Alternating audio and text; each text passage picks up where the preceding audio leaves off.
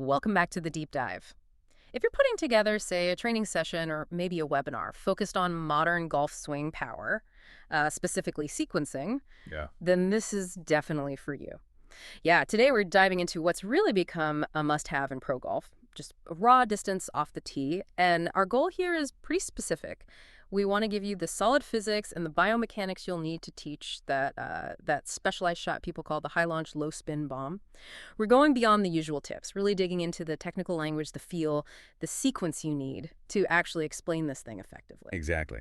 And what's really cool is that this kind of power, it's not just about, swinging out of your shoes. It's built on physics you can measure, very precise body control. We need to get why the pros move the way they do, what forces them, basically, into these specific setups and movements to really max out that energy transfer. Okay, let's get into it. All right, let's start with the end goal. What is this bomb? Because it sounds like more than just hitting it long. Oh, it is. It's a very specific type of drive, optimized for total distance. Right? So that means it has to launch high, but pierce through the air with really low spin. Yeah. It travels a long way in the air, obviously, but then it hits the ground and just keeps going, that explosive roll. It can look smooth, almost effortless, but the launch monitor numbers, they tell the real story. It's a balanced strike. And that balance comes down to two key things you mentioned, launch angle and spin rate. Those are the two big physics parameters, yeah. Yeah. Launch angle is simply the vertical angle the ball takes off the club face. And spin rate, that's the backspin. Now, for getting the absolute most distance, especially with today's drivers and, firmer fairways, getting that high launch combined with low spin, that's the holy grail, no question. Why that specific combo? Why high launch, low spin? Well, it's all about managing how the ball flies through the aerodynamics if you put too much spin on it, like a lot of amateurs tend to do. Yeah, you see that a lot. Right.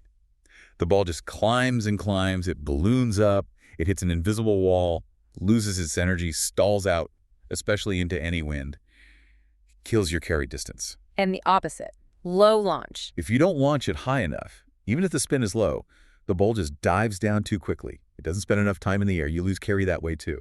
So the bomb finds that perfect window. Exactly. It threads the needle, it lifts, it stays stable because it doesn't have excessive spin fighting it, and it penetrates the air with serious speed. That gives you maximum carry in that fantastic rollout. Okay, so to help someone preparing, say, that webinar, put this bomb in context, our sources talk about 4 main driver flights. It kind of shows how specific this optimal flight is. Yeah, that's a good way to frame it. You've got, number one, the tumbler. That's low launch, low spin.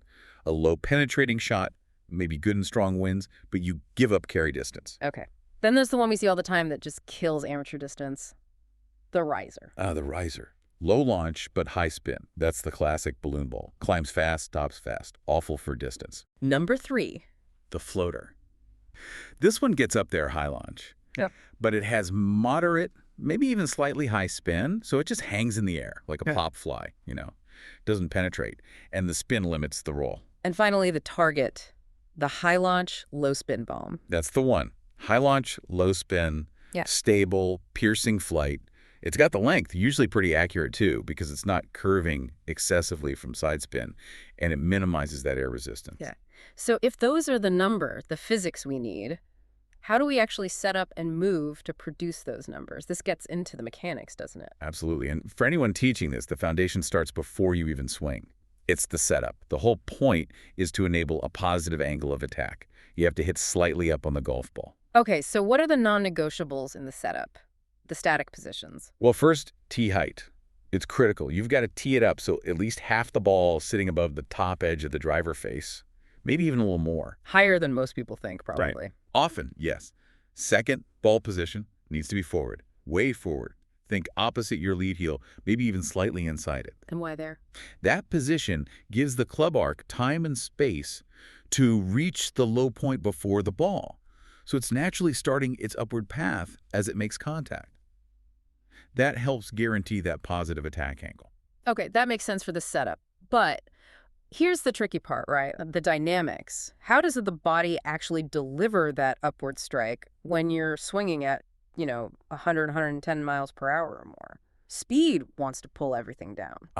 That is where the sequencing becomes absolutely critical. It's really a two-part dynamic move. First, you must shift your pressure, your weight forward onto your lead side during the transition. Okay, shift forward, got it. But, and this is the key, while you're shifting forward, You need to let your upper body, your torso, stay slightly behind the ball at the moment of impact. So you're not lunging forward with your chest. Exactly. That's a common fault. So many golfers fail because they either stay completely back on their trail foot, which stalls them out, Right, they spin out. or they lunge forward with the upper body, driving the club down. The proper sequence is pressure into the lead side first, then unleash the rotation while maintaining that tilt. Okay, let's dig into that sequencing more because the source material really highlights this as a, quote, hidden key using ground reaction forces, GRF. Why isn't just tilting back enough to get a positive AOA? Why is this dynamic push so important? Well, because just tilting back statically is weak. You lose power, you lose stability. Using the ground. GRF, that's the engine. It's how you generate effortless speed through the ball, not just at it. So you're literally using the ground like a launch pad. Pretty much. Yeah. Think about the best drivers. What do? In that transition from backswing to downswing, they actually increase their pressure down into their lead leg. Hard. They're loading that leg, storing energy. Okay, so the first move is down and forward into the lead foot, scoring energy. Then what happens? This is the part that sounds a bit weird. They push up and back. That's But wait, if I push up and back hard, won't I just, I don't know, jump up and thin it? Or lose my balance completely? How do they manage that without falling over? That's the genius of the kinematic sequence, the body's timing. The upward push, yes, that generates vertical force. That force gets channeled up through the body and into the club head. That's speed. Okay, speed makes sense from pushing up. What about the backward part? The backward vector of that push. Yeah. That's the secret sauce for golf. Pushing backward against the ground while you're also pushing up actually helps tilt your torso away from the target through impact. Ah, okay, so the push creates the tilt dynamically. It's not just leaning back. Precisely. It creates a stable axis, a tilted hinge point powered by the legs. Your spine tilts away from the target because of the ground force, not because you consciously lean back. That dynamic tilt is what delivers that powerful, positive angle of attack without sacrificing balance or speed. It's how they sync up massive speed, high launch, and low spin. It's like, imagine coiling for a vertical jump, but channeling that force rotationally into the ball. That makes sense. But we should probably mention the danger of taking this too far, right? Especially if you're teaching it. You can't just eliminate all spin.